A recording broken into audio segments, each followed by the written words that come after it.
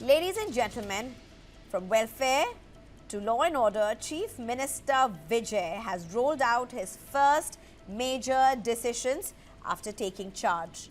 The new government has announced 200 units of free electricity for domestic consumers for households across the state.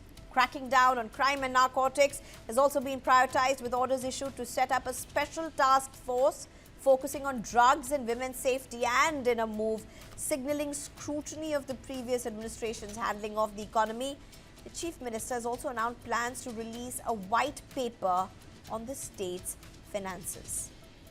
A white paper on the state's fiscal health that Chief Minister said is in dire state, setting a war of words between the now former Chief Minister MK Stalin versus Chief Minister Vijay. Vijay claimed that they had inherited a state with 10 lakh crore debt. He said, "I request people to be patient and give me time to deliver promises." MK Stalin was quick to respond. The money is there. What is needed is efficient administration. Do not say there is no money at the very beginning. You are now stepping into governance. You will learn the challenges. Do not mislead people who voted for you. So, what does Tamil Nadu really look like? Total debt at 10 lakh crore rupees. State debt equals nearly 26% of the state's GSDP. 1 lakh crore rupees estimated total annual welfare bill, and welfare spending estimated at nearly 50% of state tax revenue. And then you have Vijay's bold promises.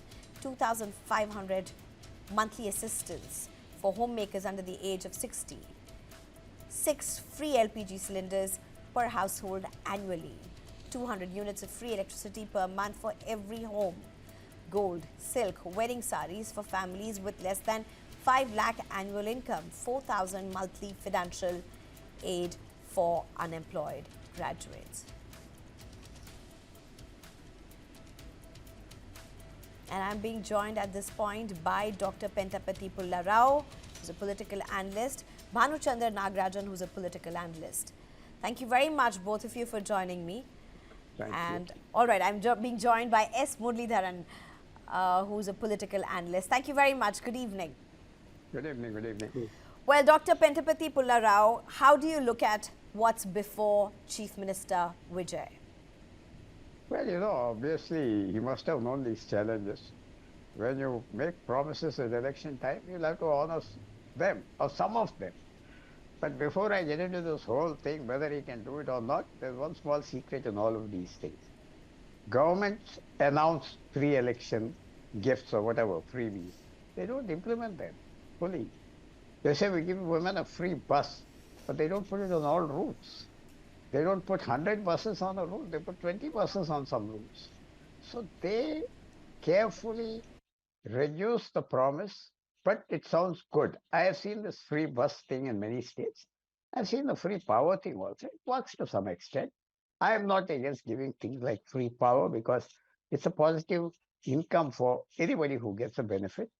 And all of that, it comes back to the government. If I have 1,000 rupees in my hand, I'll spend it. I won't go to the bank and keep it. Low income, middle income people spend their money. It's only the very rich people who won't throw it in the bank. Therefore, it comes back to the government and other firms. It definitely creates employment. But yes, you see, before the election, all parties find reasons to suggest free things.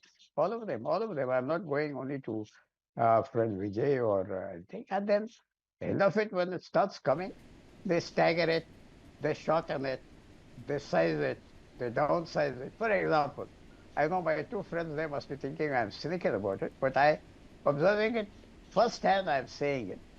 What they do is handicapped people will give you a pension, provided you have 80% handicap or 60% handicap. How will you be 80% handicap? For example, or whatever the percentage is, they reduce it. They keep you going around. That's what they'll do. I'm quite sure to some extent in Madras also, Tamil Nadu, they will be reducing these things and somehow adjusting. But one last thing is, Tamil Nadu is a good economic state, well administered historically. It's one of the best or better administered states in India. The politicians, whoever they are, largely leave the bureaucracy to its own. I hope Mr. Vijay does that. I hope he'll not try to bring in all kinds of people. Let the bureaucracy flow, set them the challenges, and to a certain extent, he may be able to meet these challenges. Okay. S. Muralidharan come in at this point, because at the end of the day, even if we go with what Dr. Pentapati Pulla Rao has said, the truth remains Vijay has given a dream, has sold a dream. The dream is that this time he is at the helm, it's going to be different.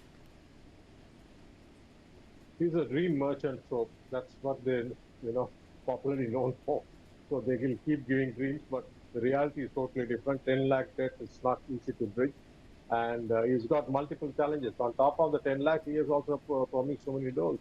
So to keep up all that, it's a huge challenge, and he need a fantastic finance minister assisted by a few other bureaucrats. Now, if that doesn't happen, he's in a soup. Apart from that, there are other challenges. From the other side, see, all these DMK corrupt ministers, against whom the state police has not filed FIR. In fact, the ED has gone in a couple of cases and requesting the Madras High Court to direct them to file FIR. So those FIRs may not get filed at all because, on a razor-thin margin, he is depending on those DMK allies to run his government. So that part is definitely a dream which will never be fulfilled, because the moment he touches that, his government will get pulled down. The other side is there are certain things which he can really stop, because without antagonizing DMK or the other allies, which is state is number one in dog bites today. Last 4 months we had 2.6 lakh dog bites. 17 people died of rabies. One. Two, state is number one in accidents on highways. We are number one. And third, number of POXO cases which went up 40% in the last 2 years. We are a POXO capital, which we can correct. And then so there's probably one more thing which is which is the TASMAC corruption. People being looted for every bottle sold. People are being looted for 10 to 20 rupees over and above the MRP, and which amounts something like 10 to 15 crores a day. That's huge corruption. Now these are things which you can clamp down and set it right. Then the drug menace, which is already announced a team of people who will stop the drug menace and also crime against women and children. So those two things, these are things which he can handle. But when it goes to when it comes to cracking down on the ADMK or the DMK ex-ministers, he will fail. He will not be able to do it. And the biggest challenge will be giving this money out to the people, whatever he has promised. Bhanuchandra Nagarajan, I leave the fact about his ability to reign in AIA, DMK, or to checkmate that or to counter that. That's a debate for another day. But what we are really looking at, where's the money? See, Sneha, rabiesism has replaced rowdyism as the new menace in Indian politics. It is not just Vijay. It is not just Vijay or TVK. It is with every party, be it BJP, be it AIADMK, which promised fridges for every household. We see the menace playing out in Karnataka, where they are not able to expand the fleet, giving free buses, bus rides, not able to pay teachers. And the guarantee business is also playing out in Telangana, in Himachal Pradesh, in Punjab. So it's a national issue, not just confined to Vijay. And see, one of the downsides of democracy is that once a populist measure is taken up, other players have to be competitive to counter it. They can't be left behind, and that's how electoral democracy works. So every party is doing it, and because of that, the revenue expenditure keeps going up, but the capital expenditure keeps coming down. That has to be the share, the pie chart has to be shifted accordingly. Because of that, capital projects will not happen, infrastructure development will not happen. For example, Karnataka, they are not able to extend the metro line beyond a certain point because they don't have the finances. So these sort of things will happen, but the effects of this will be displayed only later. But political parties live for the short term. So I think they have to do what they have to do. But here's the thing, Bhanuchandra. At the end of the day, it's okay to take a high hand at this point. It's okay to take the hand at, but every government, AIA, DMK, who can forget the way they really doled out freebies? Who can forget that culture in Tamil Nadu? DMK, how can that be forgotten? You have sacks and you have mixies and you have a whole political history about that. So, you know, you can go government after government after government, but the question that we are really looking at this point is, where will Vijay get that money from? And possibly, if anybody could, it possibly could be Vijay with the funding that he's been getting. So, like the first speaker was saying, like there's going to be a lot of conditionalities that will be applied. Okay, so there will be like income limits placed, okay, etc., etc., to actually reduce the pool of beneficiaries. But see, like there is a perception, see, even from the populace, there is a expectation of a Mai Baap Sarkar, right? And also it plays to the God complex of politicians. They want to like give the Vardhan of like, you know, freebies and, you know, whatever, the TVs, washing machines, everything. So I think it is something that electorate has to mature to, like, you know that this is actually bad for the kids. Because like many times they take the state incurs debt to implement these programs. So, I mean, this has to see also, like Vijay will not have any problems doing this, because people didn't vote for Vijay particularly for the freebies. Okay, there's a attraction towards Vijay that got him the votes, not his manifesto, because it was released 2 days before the elections and there was no discussion pretty much on what the manifesto entails. And since the other, like what you said, no, I think a whole lot of I would disagree with you on that, because I think a whole lot of discussion happened on what his manifestos were, from gold to silk saris. I think there was a whole lot of discussion around all of that. On ADMK, not on TV. No, on TVK, gold. How much was it? If I'm correct, it was 8 grams of gold, I think. If I'm not wrong, if you could correct me on that. But Dr. Pentapati Pulla Rao, if you could come in at this point. I mean, you know, TVK, as I said earlier, gave a dream.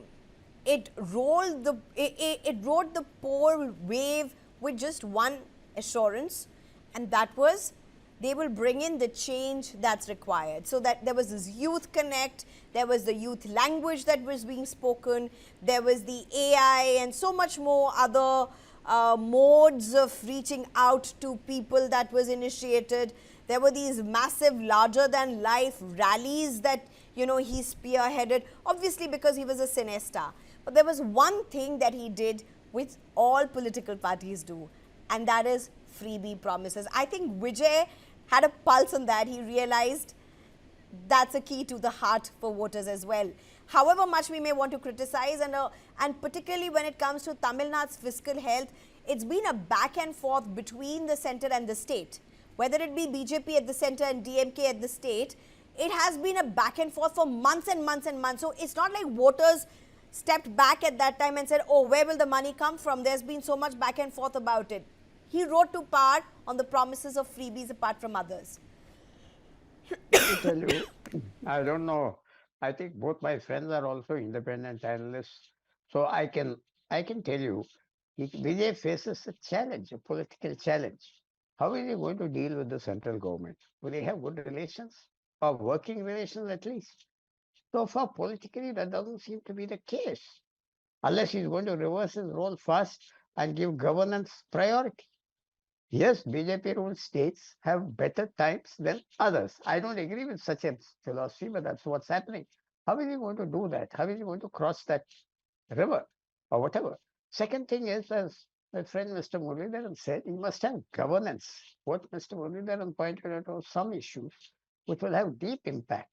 Change doesn't mean freebies alone. Change means governance. Is he going to give a different kind of governance? Will people feel we got a new government at last? You know, like the first few months, first few years of Kejriwal in Delhi, they said we had something new. So, you know, later on he petered away into a ridiculous misgovernance. But in the beginning, is Vijay capable of that? Politically, he's hamstrung. He has taken support from the party and the man whom he defeated as his target. He can't cross certain lines. But aside from that, you know, freebies can be covered to some extent if he gives top-notch governance. I don't know. There must be some fantastic ministers whom he has already taken, and we don't know their talent, their business. I mean, at the end of the day, at least what we know is the core of the ministers that he seems to have ensured took their oath in the beginning, at least was part of part of those who were the key strategists for him and who orchestrated a history and a victory like none other have been able to in Tamil Nadu. So let's just hope they have something better to offer as well. They have to have that, that smartness, which they can say we are better than the DMK. We give some kind of new rule, corruption free, that kind of thing. Yeah, Are they going to be able to do it? That's the big thing. True. That is a very big thing I'm looking for in the next month. It's all right when a new minister is there, he looks very smart and young and, all this nonsense. But that is not the duty of a minister. Minister should have a lot of common sense, a lot of other qualities, not what we see on the stage, whether they're cringing and whether they're bowing or whether they're clever, whether they're smart, whether they're rich, they did good business, they're good movies, whatever. So that's what we should wait for, what kind of team he has assembled. And many a time ministers, for example, in the first term of Mamata Banerjee, she had a fantastic finance minister. After 5 years, she threw him out. That's the sad part. A man like Manmohan Singh. So what kind of ministers he has got, what kind of ability, that's going to determine his rule. And the change you pointed out. Change doesn't mean more freebies. What is the change? People who voted for him without money and freebies. So he's up to a challenge. And the challenger is himself. Can he deliver governance? And governance can't be delivered in the 5 years. In the first 6 months, people will form an impression of you. That's true. First 3 months. That's true. what we have to wait for. In fact, Muralidharan, just to take from where Mr. Pulla Rao has left it, he's saying governance is critical. Of course it is, but do you really think governance can be separated from fiscal health as well? I think a whole lot of governance is also dependent upon fiscal health. That being one part of it, who do you think is saying the truth? Vijay says, look at this, there's a 10 lakh crore debt that the state is reeling under. Stalin says, don't create a facade. I mean, I'm shifting words around, but he's saying don't create a facade out of something that's not. The debt is within the permissible limits. This is how administration is run. Which side would you take? No, I would like to look at the fact. The biggest problem he has is whatever revenue the state is generating right now, that is going into paying the interest for the loan. That's all. The chunk of it, correct. Yeah, the chunk of it, not chunk of it. Most of it is going into paying the interest. So rest he has to generate more revenue. How is he going to do? Does he have a magic wand to do that? So these are questions. So, and apart from that, is advisors. So Pulla Rao mentioned about experts whom he's got to have, finance minister, etc. But the people who sworn in yesterday, some 10 people, and the people who backing him up, it's the same people who advised him on the Crore issue. After that, he went into hiding for 1 month, which was very sad. And same thing happened when they were before they were taking the oath, proving the majority. Every day, like a small boy going to the governor's office saying, see, I got the numbers. It's coming at this point. Mr. Muralidharan. Again, they go back. They do the number. Mr. Muralidharan, we may say he was into hiding. I mean, okay, everybody can have their own opinion, but by hindsight, when we really look at this, the communication was happening. He was reaching out to his supporters the way he wanted to. He was not there in the media. His campaign was going out. He was not on the media. He was not on the ground. No, he was not there anywhere because the Crore incident happened 30 days. He went into hiding. After that, even the campaigning, he did the least number of days. He did some 16 campaign meetings, whereas Stalin would have done something like 3,000 kilometers, and Mr. Edappadi would have done something 5,000 kilometers, and they are 70 plus. And what stopped him from doing all? So he is here because his movie charisma and his superstar status. Now he has to walk the talk. Now he has to prove everything. He has to set everything right. It's a huge challenge in front of him, and he doesn't have this advice. I can tell you today what he has done. He has antagonized the the center further. Today he went and met all those old discarded Dravidian leaders. Is that a priority? Is that what are you trying to do? Are they going to give you the money? Are they going to give you some moral support? So who do you think he should have met? He should have gone met the Prime Minister, saying that, sir, we are in doldrums. I need 10 lakh crores to set this aside so that I can start governing. He's in deep soup. Instead, he's going and meeting all the old Dravidian guys, whose ideology does not, Periyar and all this, his ideology does not exist. They keep saying Periyar is Mr. eradicated Muralidharan, casteism, Mr. etc. Muralidharan, I think you will Social have to justice. wade into this territory very carefully. To say Periyar's ideology doesn't exist, Periyar is irrelevant, It doesn't I think exist these are because very, the very Dravidians worrying have not words, implemented. particularly when it comes to Tamil Nadu. Because let's also remember, Vijay has spoken about Periyar. Vijay has spoken about Periyar. Vijay spoke about Periyar repeatedly during his campaigns. He has reached out to people even on the basis of Periyar. I think Periyar has huge relevance in terms of the emotive.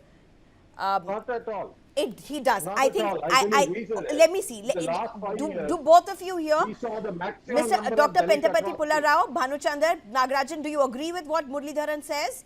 That figures like Periyar are obsolete, they are irrelevant to Tamil Nadu politics anymore? Would you say that?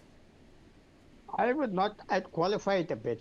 I think what Mr. Muralidharan is saying, the past is there, but you have to look to the future. I We think that's a respect the different way of past. putting it. But to say that it's going to guide you, you can't do that. 100 years ago, there was a different kind of economic philosophy in the world. There was no free trade. Everything was mercantilism. No country, was without free trade. So perhaps, and also, many issues were raised. Though I have some personal sympathies, not attachments to any views of political parties. Many, many issues were raised. Now they are found to be non-issues. Non-issues. The public are not interested in them. 40, between the ages of 18 and 39, I may be corrected, 65% voted for Vijay. And they were not asked to vote, nobody gave it money in their pockets, and they constituted 40% of the electorate. They just went and voted. They told each other, let's vote for him for change.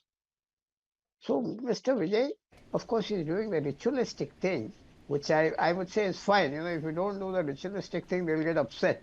Might as well go and do your ritualistic thing and say namaskar and move on. No, but at the end of the day, Vijay has said that he will be meeting Prime Minister No, that's up to him. If he next doesn't week. I meet think the that Prime is on Minister, the cards. It's already been he's spoken not about doing that. a favor to the Prime Minister. And to just put it to rest, I think it's important for our viewers to know when it comes to Periyar and his ideology. He's also known as somebody who's the ideological father of modern Tamil Nadu. I can see very clearly Muralidharan smirking at me. Not at all. Not at all. He said there's no God. He started beating up Brahmins. He started cutting their sacred thread.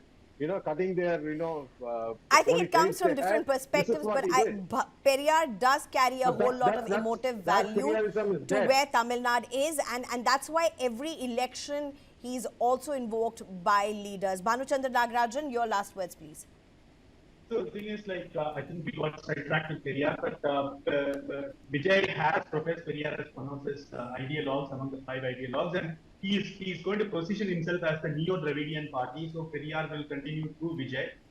It has some emotive, it has some emotive value. But coming back to the fiscal part of it, I think Tamil Nadu is a bureaucrat-run state. Okay, it doesn't matter who the finance minister is. In fact, we had the MIT-educated PTR Kalnivel Rajan, who was arguably one of the worst finance ministers of the last 10 years. The O. Paneerselvam and the one followed PTR. They did a much better job than PTR because it's bureaucracy run. But one part of this daily business is that what happens is at some point, if they're not able to implement it, they will put the blame on the center. They say that the center is not cooperating, so on and so forth. So this blame game will start, and things may go sideways. But coming to good governance, there are many aspects to good governance. Law and order can be improved, women's safety could be improved because those are low-hanging fruits. Corruption can be actually curbed, and there's a lot of reforms. For example, DISCOM reforms. If actually Tamil Nadu's DISCOM is like one of the most indebted in the state. If those are reformed, then actually you can get new sources of revenue. There are creative ways of doing it, but I think I think if he selects the good bureaucrats and he keeps them online, which his supporters intend, hope he does. Okay. I'm afraid, sir, I'm completely out of time. It's been a sweeping, I can't say a sweeping mandate, but of course it was a huge historic win, single largest party, a chief minister like never before for Tamil Nadu. Expectations are huge. challenges are huge, a lot that he can do. What we'll have to see whether there's going to be any health improvement when it comes to Tamil Nadu's fiscal health. Thank you very much, Dr. Pantapati Pullarao. Thank you very much, Bhanuchandra Nagarajan, and thank you very much, S. Muralidharan, for joining us.